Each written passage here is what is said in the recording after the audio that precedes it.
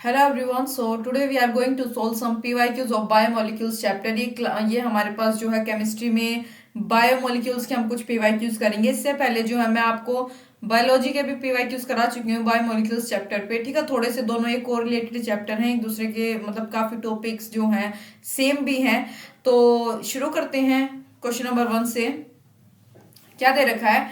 Sucrose on hydrolysis give. Sucrose hydrolysis पर क्या देता है, लेकिन एज ऑलवेज मैं पहले आपको चैप्टर का बेस क्लियर कराना चाहूंगी। थोड़ी सी बातें मैं जो है बायोमोलिक्यूल्स के बारे में आपको बताऊंगी, जिससे कि जो है आपको कॉन्फिडेंस आएगा, आगे पीवाईक्यू सोल्व करने में इतनी मुश्किल नहीं आएगी। ठीक है,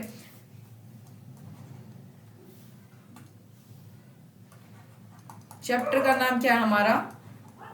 बायोमोलिक्यूल्स। ठीक है, देखो कार्बोहाइड्रेट आपने सुना होगा एक शब्द। इसमें इस चैप्टर में कार्बोहाइड्रेट का काफी जो है डिटेल में बात करी गई है। ये होता है इसका फॉर्मूला।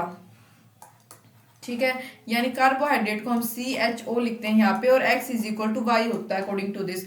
और इसको ऑल्सो नोन एज सेक्राइड, आपने शब्द सुना होगा। वो कार्बोहाइड्रेट को ही हम क्या बोलते हैं? सेक्राइड। लिमिटेशन क्या है इस फॉर्मूले की भाई? जो इस फॉर्मूले को फॉलो भी कर ले, अगर जो भी अपने कोई भी सब्सटेंस है इस फॉर्मूले को फॉलो करते हैं, जरूरी नहीं कि वो सब कार्बोहाइड्रेट ही हों। ठीक है, मैंने इसका फॉर्मूला जरूर बताया, लेकिन ये एक इसकी लिमिटेशन है कि those follow the formula are not necessarily carbohydrate, ध्यान रखना है। फिर हमारे पास आता है एक सुक्रोज। ठीक है, शुगर की फॉर्म है C12H2O11, ये फॉर्मूला होता है इसका। ये कैसे बनता है? ग्लूकोज और फ्रक्टोज से मिलकर क्या बनता है? सुक्रोज। और एक रामोस। रेमोस कैसे बनता है भाई? इसका फॉर्मूला होता है C6H12O5। बस इतना ही आपको याद रखना है इसके बारे में, इसके फॉर्मूले के बारे में। अब भाई इसको इरेज करके मैं आपको बताती हूँ कि सैकराइड कितने टाइप के होते हैं, क्या होते हैं। ठीक है,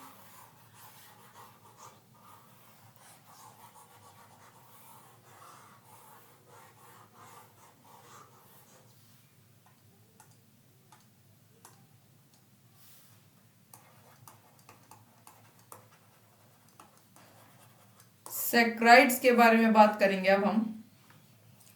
देखो भाई, 3 टाइप के सैकराइड्स होते हैं। सबसे पहले मैं ये बताऊंगी आपको। एक होता है मोनोसैकराइड। ठीक है, इतना ही लिख देती हूं मैं। दूसरा होता है भाई ओलिगोसैकराइड। तीसरा होता है पॉलीसैकराइड। ओलिगोसैकराइड में भाई एक होता है हमारा डाइसैकराइड, मतलब ये डाइसैकराइड और ओलिगोसैकराइड एक ही बात है। अब अगर मैं बताऊं मोनोसैकराइड क्या होता है भाई? शुगर, जितने भी शुगर होते हैं वो क्या होते हैं? मोनोसैकराइड। ठीक है, मोनोसैकराइड में क्या होता है भाई? हाइड्रोलाइसिस के बाद ये कभी भी जो है ब्रेक नहीं होते। After further hydrolysis do not break. ठीक है, ये टूटते नहीं है। जैसे कि एग्जांपल के तौर पे बात करें, इसमें ग्लूकोज एक अच्छा खासा एग्जांपल है, जिसकी सिर्फ एक ही यूनिट होती है।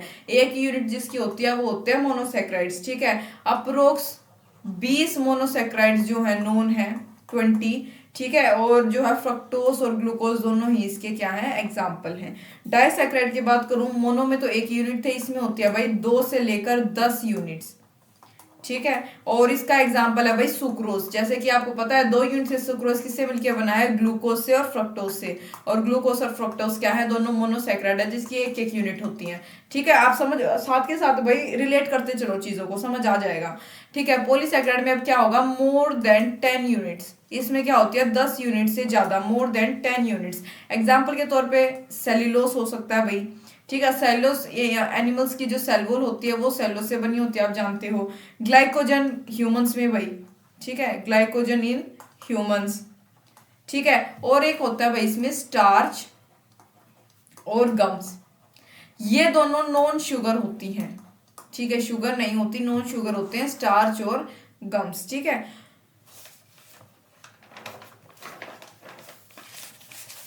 तो अब ये आपको टाइप समझ आ गए। मैंने आपको इसके बारे में बता दिया कि भाई सैकराइड्स जो है कितने 3 टाइप के होते हैं। तीनों के बारे में मैंने आपको बता दिया, तीनों के साथ एग्जांपल बता दिए हैं। आगे बात करेंगे अब।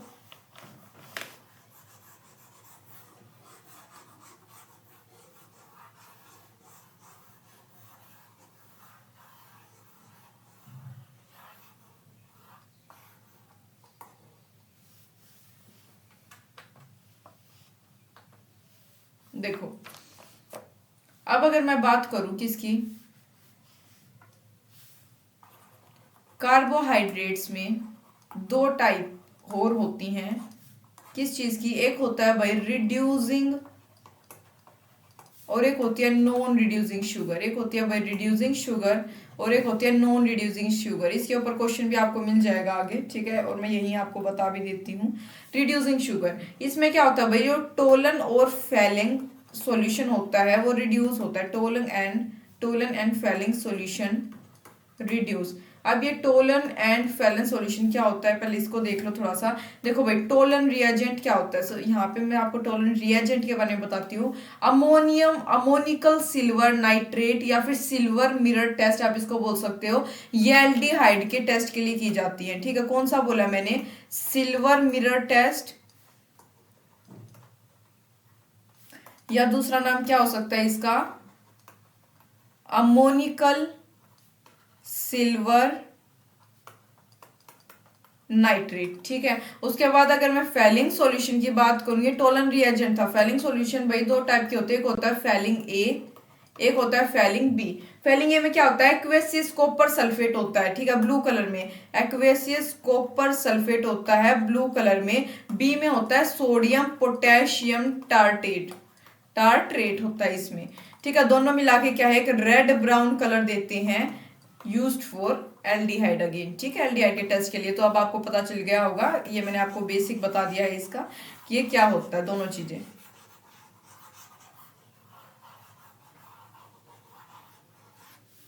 ठीक है, कंटिन्यू करते हैं। देखो इसमें तो ये रिड्यूस होता है और इसमें ये रिड्यूस नहीं होते, obviously non reducing, do not reduce, ठीक है। पहला पॉइंट तो आपको क्लियर हो गया होगा। इसमें क्या होते हैं भाई, जितने भी मोनोसेक्राइड होंगे ना, जितने भी मोनोसेक्राइड होते हैं सब क्या होते हैं, रिड्यूसिंग शुगर। मोनोसेक्राइड में हमने ग्लूकोज पढ़ा था, फ्रक्टोज पढ़ा था, ये क्या होते हैं, रिड्यूसिंग शुगर होते हैं। जबकि सुक्रोज एक ऐसा है भाई जो नॉन रिड्यूसिंग होता है, sucrose is non reducing sugar, याद रखना है, क्वेश्चन इसके ऊपर आ सकता है, ठीक है, नॉन रिड्यूसिंग शुगर। और ये क्या होते हैं, मोनोसेक्राइड, जिनके पास रिड्यूसिंग शुगर में मोनोसेक्राइड वो होते हैं जिनके पास एक एल्डिहाइड ग्रुप हो, एल्डिहाइड का ग्रुप। ऑब्वियसली रिड्यूस हो रहे हैं, रिड्यूस हमारे इसमें क्या, टोलन और फेलिंग टेस्ट एल्डिहाइड के लिए यूज किया जाता हो, तो ऑब्वियसली यहाँ पे क्या हो, एल्डिहाइड ग्रुप होना चाहिए। एल्डिहाइड होता तो है नॉन रिड्यूसिंग के केस में भाई, एल्डिहाइड इनिशियली तो प्रेजेंट होता है स्टार्टिंग में, लेकिन फ्री स्टेट में नहीं होता। इसमें देखो एल्डिहाइड होता है प्रेजेंट लेकिन फ्री स्टेट में नहीं होता। मतलब क्या इस बात का, देखो एल्डिहाइड और कीटोन जो है वो बॉन्डेड होते हैं, ठीक है, जिसकी वजह से वो कभी भी टोलन और फेलिंग टेस्ट नहीं देते। ये बॉन्डेड होते हैं भाई, दोनों होते हैं लेकिन बॉन्डेड होते हैं, फ्री स्टेट में नहीं होते। जबकि रिड्यूसिंग में क्या होते हैं, ये फ्री स्टेट में होते हैं, ठीक है। उम्मीद है आपको ये समझ आया होगा। अब मैं अपने क्वेश्चन की तरफ मूव कर सकती हूँ।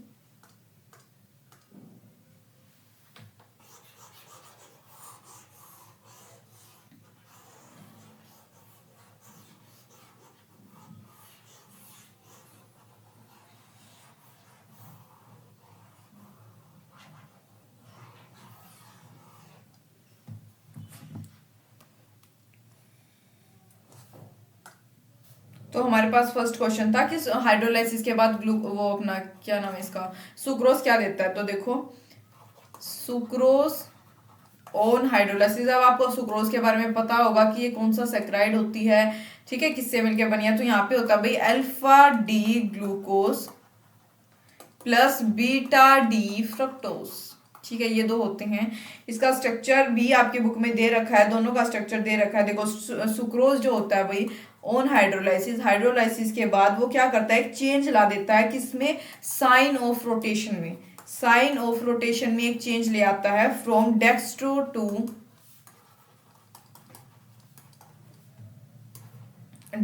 टू लीवो, एंड जो प्रोडक्ट होता है उसको बोलते हैं हम इनवर्ट शुगर, और जो प्रोडक्ट हमें मिलता है उसका क्या नाम होता है भाई, इनवर्ट शुगर उसको बोला जाता है, ठीक है।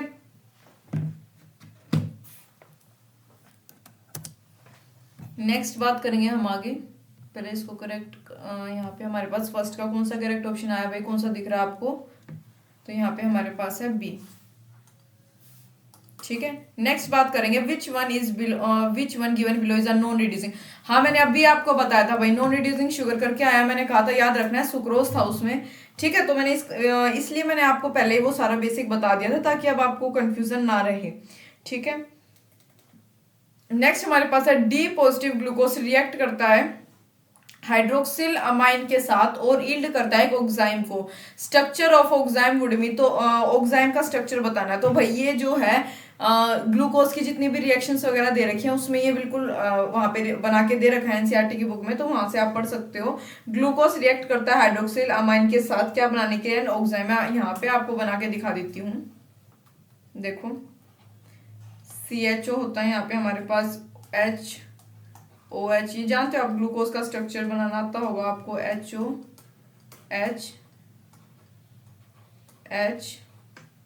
CH2OH, यहाँ पे आएगा HOH किसके साथ, हाइड्रोक्सिलामाइन। हाइड्रोक्सिलामाइन होता है भाई NH2OH, इसके साथ अगर रिएक्शन कराते हैं तो हमारे पास आता है CH डबल बॉन्ड NOH। बाकी सब जो है ऐसा कैसा सिमिलर रहता है, लास्ट में आता है हमारे पास क्या, CH2OH। ठीक है, तो यानी कि हमारे पास इसका करेक्ट स्ट्रक्चर कौन सा होगा, यहाँ पे नहीं है, ये दोनों में से कोई सा नहीं है। यहाँ पे देखो कौन सा मैच कर रहा है, CH double bond NOH HOH, ये वाला करेक्ट है भाई, D option is correct. Next बात करेंगे फोर्थ क्वेश्चन की। Which one of the following sets of monosaccharide form sucrose. अब सुक्रोज किससे, वही पूछा भाई हाइड्रोलाइसिस के बाद सुक्रोज के मतलब सुक्रोज के जो है प्रोडक्ट कौन से होते हैं, किससे बनता है वो पूछा है, बस वही चीज जो फर्स्ट क्वेश्चन में थी। अब थोड़ा सा तरीका बदल दिया है पूछने का, तो बी ऑप्शन इसका करेक्ट है, अल्फा डी ग्लूकोपाइरोनेज और बीटा डी फ्रक्टोफ्यूरेनेज था, यही था ना, अल्फा ये था बीटा ये था, दोनों अल्फा थे ही नहीं। आप इससे भी आइडिया लगा सकते हो, बीटा ग्लूकोज बीटा नहीं था अल्फा था, अल्फा बीटा, अल्फा ग्लूकोपाइरोनेज डी नहीं फ्रक्टोफ्यूरेनोज होता है, पायरेनोज नहीं होता, ये गलत हो गया। ठीक है, तो हमारे पास ऑप्शन नंबर क्या है इसका, बी करेक्ट है। नेक्स्ट बात करेंगे विच one of the following statement is not true regarding positive lactose. Positive lactose के रिगार्डिंग कौन सी जो स्टेटमेंट है इनमें से करेक्ट नहीं है। On hydrolysis positive lactose give equal amount of D positive glucose and D positive lactose, ये तो ठीक है भाई। ठीक है, और उसके बाद हमारे पास क्या है, ये लैक्टोज प्रोवाइड बाय, ये बिल्कुल ठीक है। लैक्टोज गलत है भाई, लैक्टोज रिड्यूसिंग शुगर होती है, नहीं। हमारे पास क्या था, एंड डज नॉट एग्जिबिट, देखो ऑल रिड्यूसिंग शुगर, जितने भी रिड्यूसिंग शुगर होंगे, मतलब अगर ये रिड्यूसिंग शुगर, हाँ मतलब लैक्टोज रिड्यूसिंग शुगर है, करेक्ट है, लेकिन यहाँ पे हमें दे दिया डज नॉट एग्जिबिट म्यूटा रोटेशन। भाई जितने भी जो है रिड्यूसिंग शुगर होते हैं वो म्यूटा रोटेशन को एग्जिबिट करते हैं। ठीक है, तो ये यहाँ पे ऑप्शन इसका सी जो है इनकरेक्ट है। देखो जो रिड्यूसिंग शुगर है उनके पास एक हाइड्रोक्सिल ग्रुप होता है C1 पोजीशन पे, ठीक है, C1 पोजीशन पे एक हाइड्रोक्सिल ग्रुप होता है। सॉल्यूशन में कार्बोहाइड्रेट जो है ओपन हो जाता है टू इट्स, वो अपनी एल्डिहाइड फॉर्म में ओपन हो जाता है, हैंस इट स्विच कॉन्फ़िगरेशन। तो जब वो अल्फा और बीटा के बीच में कॉन्फ़िगरेशन स्विच करता है उसी को हम बोलते हैं म्यूटा रोटेशन। क्या बोलते हैं उसको हम, म्यूटा rotation.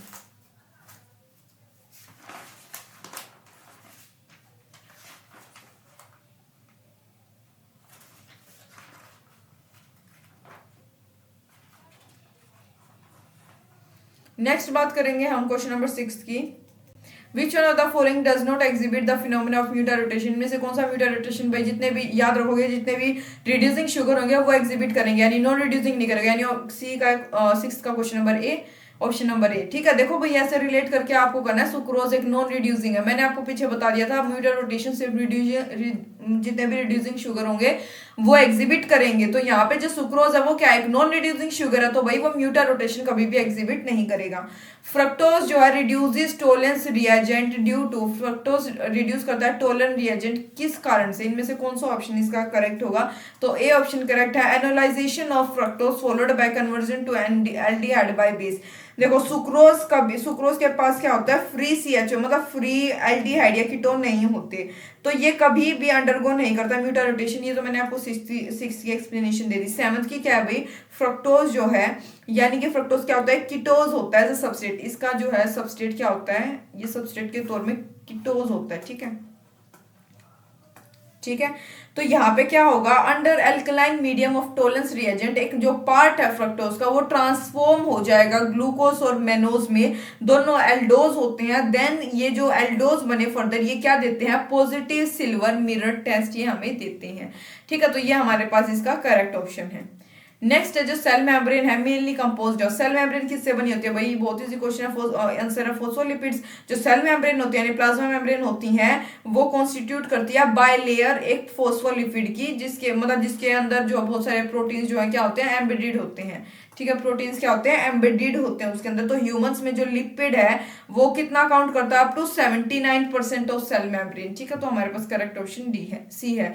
Number of chiral carbon in beta D positive glucose is, number of chiral carbon बताना है इसमें कितने होंगे। ठीक है, तो करेक्ट ऑप्शन इसका ए है, 5 होंगे। अब मैं बताती हूँ कैसे, देखो बना के दिखा देती हूँ स्ट्रक्चर में आपको। 1 carbon, 2 carbon, 3 carbon, 4 carbon, 5 carbon, ये 6 कार्बन पे आएगा, ये ऐसे, ये से यहाँ पे HO, ये है H। ठीक है, ये H है, ये HO है, यहाँ पे आएगा OH, यहाँ पे आएगा H, यहाँ पे H, फोर्थ पे यहाँ पे OH, यहाँ पे हमारे पास आएगा H। ठीक है, और यहाँ पे जो OH यहाँ पे होगा ये इसके ऊपर कार्बन नंबर 1 के ऊपर अटैच हो जाता है। तो ये हमारे पास क्या है, कार्बन 1 से लेके कार्बन 5 तक क्या है, ये कायरल है। ठीक है, carbon atom 1 to 5 are chiral यानी कि 5 कार्बन। नेक्स्ट है ग्लाइकोलाइसिस। अब ग्लाइकोलाइसिस क्या होता है, ये जो मैंने बायोलॉजी में कई बार बताया ग्लाइकोलाइसिस क्या होता है, अगर आपने देखा हो तो।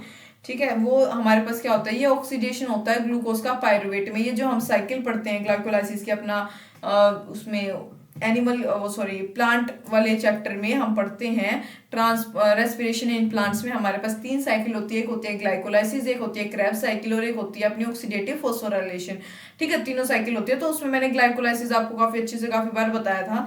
ऑक्सीडेशन होता है ग्लूकोज का पायरुवेट में। ठीक है, और इसका जो फाइनल प्रोडक्ट होता है वो क्या बनता है, ऑक्सैलो एसिटिक। ठीक है, ये बनता है इसका सॉरी वो ऑक्सीडेटिव फॉस्फोराइलेशन का होता है। ठीक है, वो इसका नहीं होता।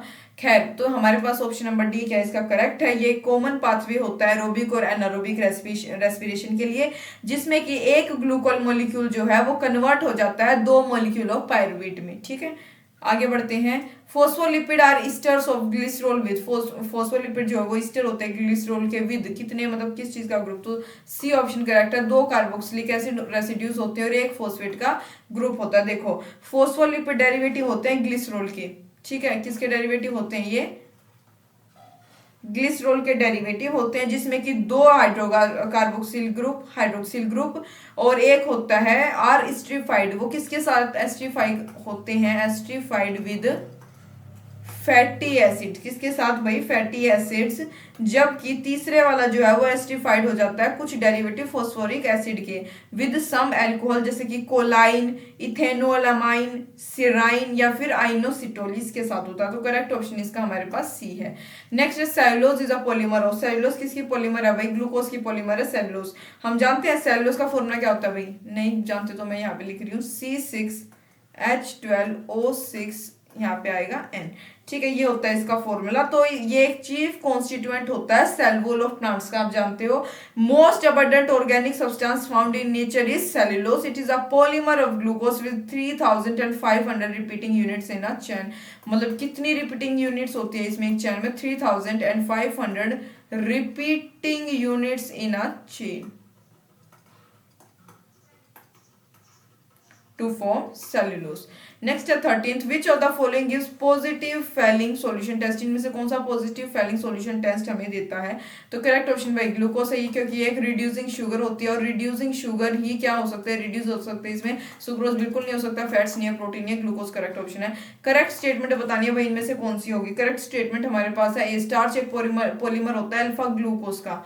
ठीक है, देखो स्टार्च को हम एज अमाइलम भी जानते हैं। कौन से दूसरे नाम से जानते हैं भाई इसको, अमाइलम। स्टार्च का एक दूसरा नाम क्या होता है, अमाइलम भी होता है, जो कि हर मतलब जितने भी ग्रीन प्लांट्स होते हैं उसमें प्रेजेंट होता है, ग्रीन प्लांट्स। एक मॉलिक्यूल स्टार्च का यानी स्टार्च का फॉर्मूला C6H5H10 O5, ठीक है, C6H10O5N। ये जो होता है मॉलिक्यूल स्टार्च का, वो बिल्ड होता है of a large number of, बहुत सारे अल्फा ग्लूकोज की रिंग जो ऑक्सीजन एटम के साथ जुड़ती है, तो उससे हमारे पास क्या मिलता है, हमें स्टार्च मिलता है, ठीक है।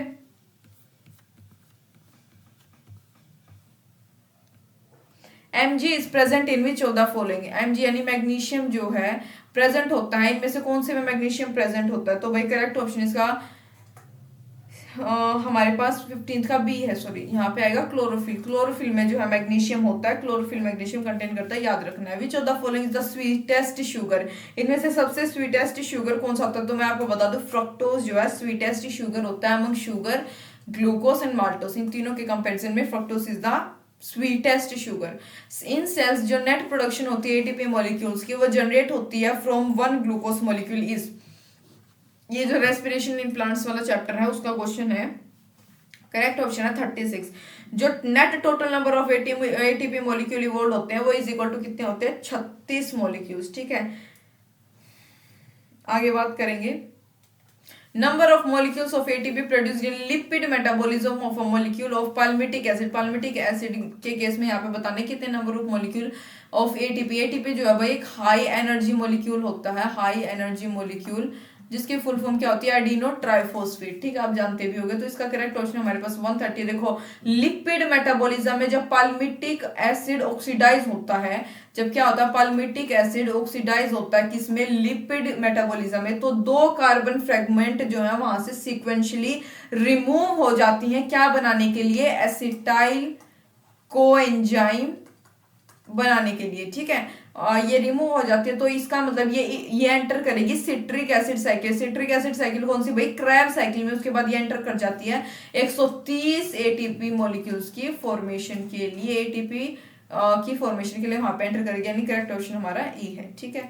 नेक्स्ट ग्लूकोज मॉलिक्यूल रिएक्ट करता है एक्स नंबर ऑफ मॉलिक्यूल्स के साथ ऑफ फिनाइल हाइड्रोजाइन, फिनाइल हाइड्रोजाइन के एक्स नंबर ऑफ मॉलिक्यूल्स के साथ एक ग्लूकोज रिएक्ट कर रहा है यील्ड करने के लिए ओसाजोन, तो वैल्यू ऑफ एक्स, तो वैल्यू क्या होगी एक्स की वो बताना है हमें यहाँ पे, तो भाई करेक्ट ऑप्शन इसका डी है, 3 आएगा। ग्लूकोज रिएक्ट करता है एक मॉलिक्यूल ऑफ फिनाइल हाइड्रोजाइन के साथ फिनाइल हाइड्राजोन देने के लिए। देखो जब उसको मतलब व्हेन वार्म्ड विद एक्सेस, जब फिनाइल हाइड्रोजाइन के साथ मतलब एक्सेस में वार्म उसको हीट दे देंगे, तो जो सेकेंडरी अल्कोहलिक ग्रुप होगा जो कि एल्डिहाइड ग्रुप के जैसा होता है, वो ऑक्सीडाइज हो जाएगा एक दूसरे मॉलिक्यूल ऑफ फिनाइल हाइड्रोजाइन के द्वारा, क्या बनाने के लिए, कीटोनिक ग्रुप प्रोड्यूस करने के लिए, कीटोनिक ग्रुप बनाने के लिए, ठीक है। तो इसके साथ जो है विद दिस कौन से में, हाँ, कीटोनिक ग्रुप जो है वो थर्ड मॉलिक्यूल ऑफ फिनाइल हाइड्रोजाइन को कंडेंस कर देगा, कंडेंसिस टू ग्लूकोसाजोन, ग्लूकोसाजोन में उसको कंडेंस कर देगा, देयरफॉर जो वैल्यू होगी एक्स की, उसका करेक्ट ऑप्शन हमारे पास होगा 3, ठीक है। नेक्स्ट बात करेंगे 20th क्वेश्चन की। सुक्रोज जो है वाटर में वो डेक्स्ट्रो रोटेटरी होता है, यानी डीप और पॉजिटिव होगा। बॉइल करेंगे डाइल्यूट HCl के साथ तो सॉल्यूशन लीवर रोटेटरी बन जाएगा, यानी नेगेटिव हो जाएगा।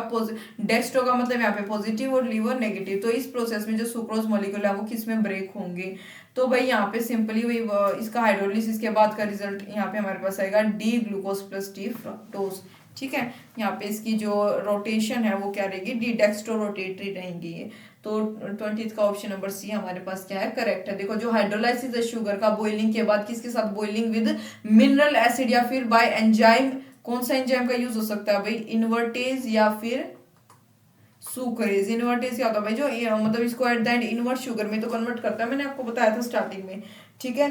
तो वो प्रोड्यूस करता है एक mixture equal molecules of D positive glucose and D negative fructose.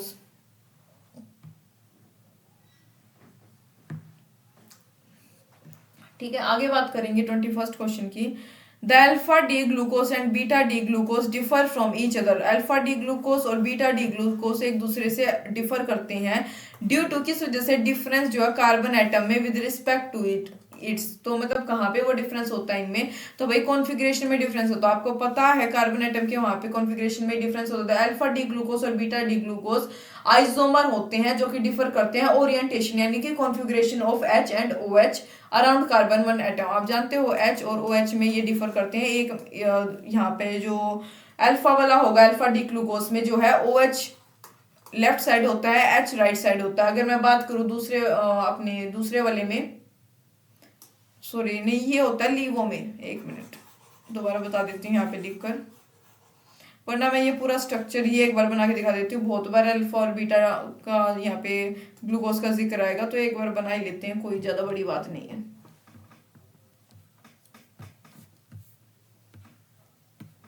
दोनों के दोनों स्ट्रक्चर को बना के देख लेंगे ताकि बार बार कंफ्यूजन ही नहीं होगी। एक कार्बन, दो कार्बन, तीन कार्बन, चार कार्बन, पांच कार्बन, छह कार्बन, एक दो तीन चार पाँच छ,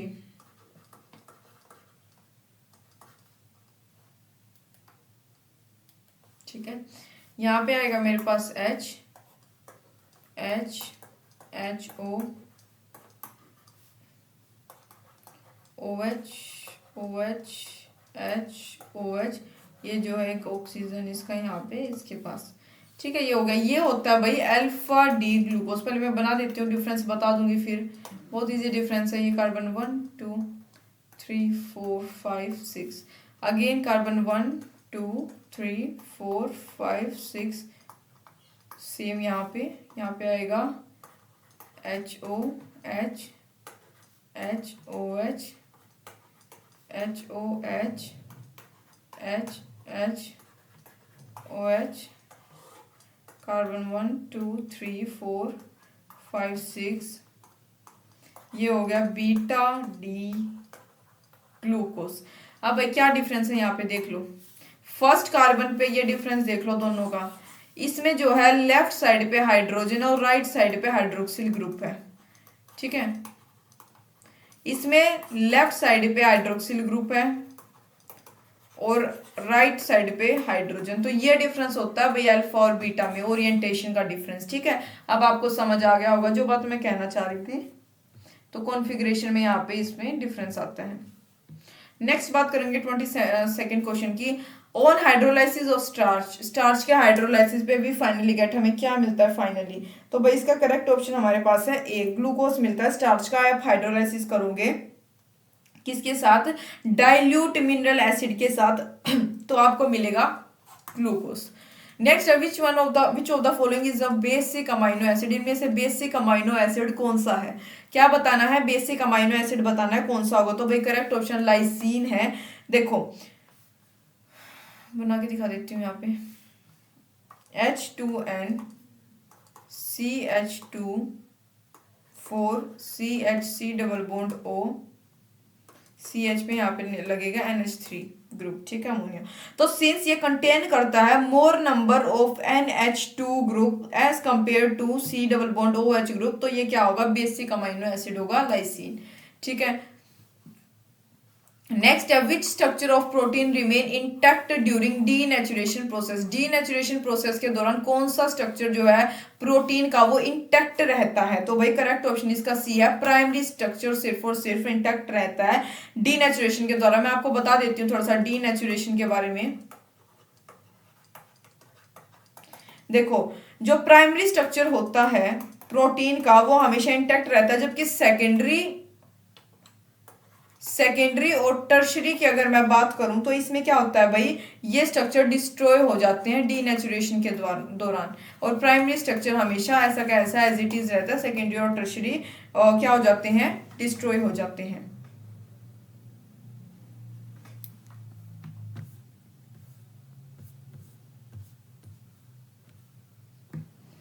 हमसे पूछा गया है non essential amino acid among the following is. भाई नॉन इसेंशियल और इसेंशियल इन दोनों की टेबल बना रखी है आपके एनसीईआरटी की बुक में, दोनों ही आपको याद करने हैं, थोड़े से अच्छे से याद ही करने। इसमें तो एलिनाइन जो है नॉन इसेंशियल अमाइनो एसिड होता है इसमें, ठीक है। नॉन इसेंशियल अमाइनो एसिड वो होते हैं भाई जिनकी आपकी बॉडी में मतलब क्या होता है, एक मिनट, नॉन इसेंशियल और इसेंशियल में मैं डिफरेंस ही बता देती हूँ आपको यहाँ पे ऊपर। वैसे लिखने की भी जरूरत नहीं है। देखो इसेंशियल अमाइनो एसिड वो होते हैं कि जो ह्यूमन बॉडी में खुद से नहीं बनते, उनका मतलब इनटेक करना पड़ता है डाइट से, वो होते हैं essential. Non essential amino acid वो होते हैं जो कि भाई सिंथेसाइज हो जाए ह्यूमन बॉडी में ऑटोमेटिकली। ठीक है, तो यही डिफरेंस होता है इन दोनों के बीच में।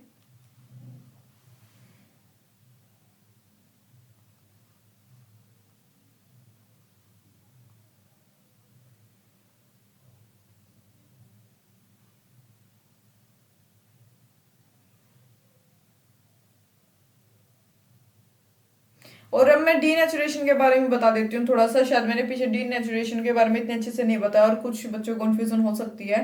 देखो डीनेचुरेशन ऑफ प्रोटीन क्या होता है कि ऐसी कंडीशन होती है जिसमें कि जो यूनिक 3 डायमेंशनल स्ट्रक्चर होता है किसी भी प्रोटीन का, उसमें चेंजेस आ जाए। ये चेंजेस किस वजह से हो सकता है भाई? टेम्परेचर में, पीएच में, या फिर अदर केमिकल एक्टिविटीज की वजह से जो हाइड्रोजन बॉन्ड होते हैं प्रोटीन में वो क्या हो जाते हैं? डिस्टर्ब हो जाते हैं, तो उसको बोलते हैं डीनेचुरेशन। ठीक है, जिसमें कि प्राइमरी स्ट्रक्चर तो इंटैक्ट रहता है लेकिन सेकेंडरी और टर्शियरी स्ट्रक्चर इसके क्या हो जाते हैं? अपना डिस्ट्रॉय हो जाते हैं। नेक्स्ट बात करेंगे किसकी? 26 क्वेश्चन की। विच of the following compound can form a zwitter ion? Zwitter ion कौन सा फॉर्म करता है? ज्विटर आयन होता है भाई बोथ एसिडिक और बेसिक, दोनों ही नेचर जिसके पास। ठीक है, तो करेक्ट ऑप्शन इसका कौन सा होगा भाई? इसका करेक्ट ऑप्शन होगा ग्लाइसिन। ज्यादा भैया थ्योरी बेस्ड क्वेश्चन वो अपना चैप्टर है, याद रखने वाली चीजें भी ज्यादा, समझने वाली भी हैं कुछ, पर याद भी रखने वाली चीजें काफी सारी है। जैसे कि भाई आगे विटामिन होते हैं, कौन से विटामिन का क्या नाम होता है, अमाइनो एसिड कितने होते हैं, कौन सा नॉन रिड्यूसिंग है, कौन सा रिड्यूसिंग शुगर है, तो ऐसी काफी सारी चीजें हैं जो आपको याद रखनी चाहिए इसमें। ग्लाइसिन इसका करेक्ट ऑप्शन है। मैं इसको बना के दिखा देती हूँ, इस पेन का यूज कर लेते हैं, यहीं पे बना देती हूँ। देखो इसका स्ट्रक्चर ये है NH2। ठीक है, ये ग्लाइसिन है। क्या बनेगा इससे? O नेगेटिव OC CH2NH3, यानी कि ये पॉजिटिव भी है नेगेटिव भी है, मिला के क्या बन गया? Zwitter ion. ठीक है, correct option is C. Next बात करेंगे which of the following statement is not correct, यानी कि इनकरेक्ट स्टेटमेंट बतानी है, इसमें कौन सी है? इनमें से इनकरेक्ट स्टेटमेंट आपको बतानी है।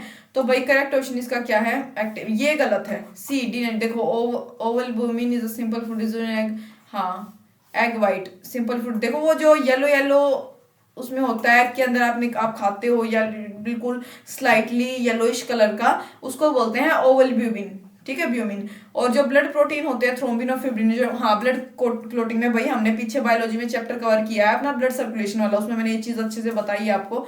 इंसुलिन मेंटेन करता है, बिल्कुल ठीक बात है भाई। इंसुलिन के इंजेक्शन वगैरह लगते हैं जब शुगर का लेवल ज्यादा बढ़ जाता है। ठीक है, इंसुलिन का मेंटेनेंस बहुत जरूरी है ताकि जो बॉडी में शुगर का लेवल है वो सही तरीके से अपना रहे, एक लेवल पे रहे। डीनेचुरेशन प्रोटीन को एक्टिव नहीं बनाते भाई, ये देखो। ठीक है, due to denaturation of protein, जो हेलिक्स है, हेलिक्स का जो स्ट्रक्चर होता है भाई, जैसे ये हेलिक्स का स्ट्रक्चर होता है, ये डी मतलब ये क्या हो जाता है? अनकोइल्ड हो जाता है। ठीक है, ये खुल जाता है अच्छे से, और प्रोटीन अपनी बायोलॉजिकल एक्टिविटी को लूज कर देते हैं, तो मोर एक्टिव नहीं होता, अपनी एक्टिविटी को लूज कर देते हैं। प्रोटीन्स बायोलॉजिकल एक्टिविटी को लूज कर देते हैं। ठीक है, नेक्स्ट बात करेंगे एक प्रोटीन मॉलिक्यूल जो है, इन अ प्रोटीन मॉलिक्यूल बहुत सारे जो वेरियस अमाइनो एसिड जो हैं वो लिंक्ड है टुगेदर बाय, कौन से बॉन्ड से वो एक दूसरे के साथ लिंक्ड होते हैं? करेक्ट ऑप्शन भाई पेप्टाइड है। जब आपको याद रखना है कि अमाइनो एसिड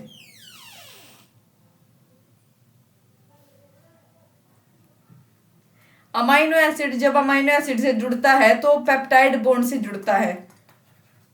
ठीक है, ये आपको पता होना चाहिए। पेप्टाइड बॉन्ड कौन सा होता है? और देखो double bond ONH।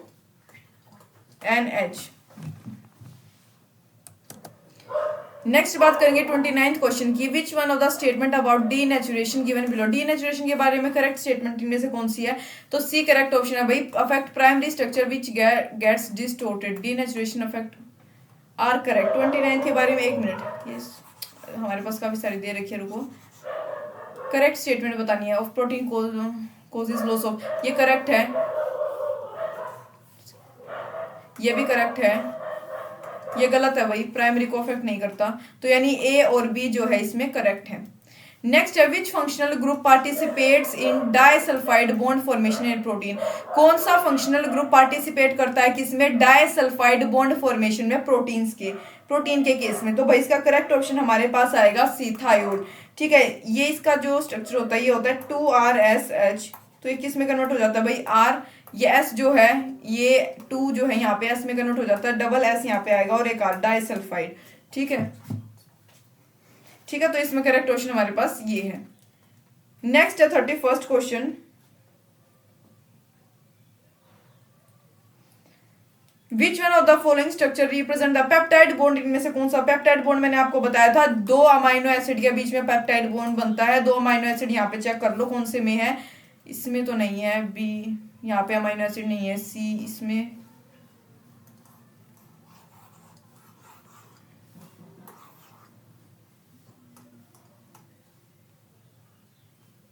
Correct option भाई सी है। ठीक है, यहाँ पे देखो हमारे पास हाँ ठीक है, इसका करेक्ट ऑप्शन हमारे पास सी आएगा।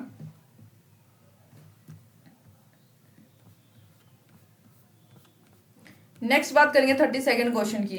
Correct statement in respect of protein haemoglobin is that. Correct statement बताने किसके रिस्पेक्ट में, प्रोटीन हीमोग्लोबिन के कंटेक्स्ट में। तो भाई यहाँ पे हमारे पास करेक्ट स्टेटमेंट है सी, एक्ट करती है एज एन ऑक्सीजन। ऑब्वियसली आप जानते हो हीमोग्लोबिन एक्ट करती है एज अ ऑक्सीजन कैरियर। ठीक है, कैटलिस्ट के तौर पे काम नहीं करती, maintain blood sugar level, insulin का काम होता है, forms antibodies and offer resistance, नहीं ये इसका काम नहीं होता। ये टाइप होते हैं भाई, आप ब्लड सर्कुलेशन चैप्टर पढ़ोगे बायोलॉजी में तो उसमें होता है। हेलिकल स्ट्रक्चर जो है प्रोटीन का स्टेबलाइज्ड बाय, जो हेलिकल स्ट्रक्चर होता है प्रोटीन का किसके द्वारा स्टेबलाइज्ड होता है वो, तो भाई इसका करेक्ट ऑप्शन है बी, हाइड्रोजन बॉन्ड होते हैं भाई इनके बीच में।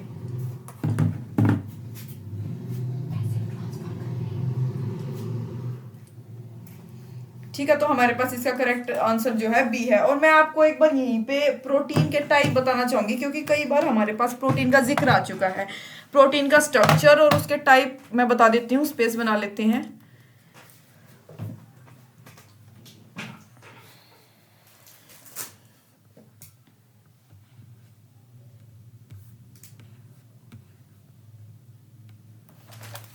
देखो भाई, प्रोटीन्स 2 टाइप के होते हैं भाई प्रोटीन्स, एक होता है फाइब्रस, एक होता है ग्लोबुलर। ठीक है, फाइब्रस की अगर मैं बात करूं, देखो ये कुछ ऐसा होता है, इसमें एच एच एच एच, ये क्या बना दिया मैंने, 1 मिनट, कुछ गड़बड़ हो गई। फाइब्रस में ऐसा नहीं होता, 1 मिनट, ये होता है ऐसा कुछ। ठीक है, सॉर्ट ऑफ ऐसा कुछ ये बॉन्ड होता है, मतलब इसके ये क्या होता है H एंड इसमें होता है डाइसल्फाइड बॉन्ड, डाइसल्फाइड बॉन्ड्स। ठीक है, और यहाँ पे जो इसके मॉलिक्यूल होते हैं, ये जैसे कि एग्जांपल हमारा हो सकता है कैरेटीन, फाइब्रस किस में होता है, कैरेटीन में।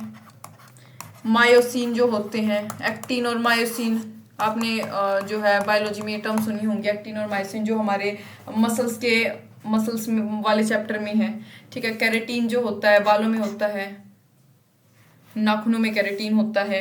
ग्लोबुलर की बात करूं तो ये कैसा होता है भाई, स्फीरिकल होता है, यानी कि कोइलिंग होती है किसकी, of coiling of polypeptide chain की, इसमें कोइलिंग होती है, यानी स्फीरिकल होता है ये वाटर में सोल्यूबल होता है,